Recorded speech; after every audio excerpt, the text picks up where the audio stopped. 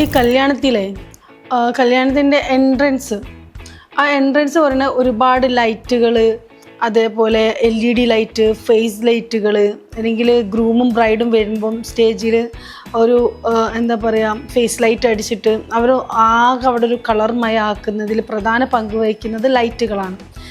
ഈ ലൈറ്റുകളും ഫേസ് ലൈറ്റുകളും LED ബാർ ലൈറ്റുകളും ഈ ലൈറ്റുകളൊക്കെ ഈ കല്യാണത്തിലേക്ക് ഉരുത്തിരിഞ്ഞ് വരാനുള്ള പ്രധാന കാരണം എന്ന് പറയുന്നത് കോൺസേർട്ട് പ്രോഗ്രാമുകളിൽ നിന്ന് ഇൻസ്പയർഡ് ആയിട്ടാണ് ഈ നമ്മുടെ കല്യാണ പ്രോഗ്രാമുകളിൽ ലൈറ്റുകളുടെ ഒക്കെ വരാനുള്ള പ്രധാന കാരണം. ആ ഷോ നടത്താൻ വരുന്ന സിംഗേഴ്സ്, അതേപോലെ ആക്ടേഴ്സ്, അവരുടെയൊക്കെ എൻട്രൻസ് വളരെ ലൈറ്റും അതേപോലെ കൂൾ ഫെയറുകളൊക്കെ കൊടുത്ത് അങ്ങനെ ആഡംബരാക്കിയിട്ടാണ് ഷോകളിൽ കാണാം. AR റഹ്മാൻ്റെ പ്രോഗ്രാമുകളിൽ തന്നെ നമുക്ക് നിരന്തരമായിട്ട് കാണാം.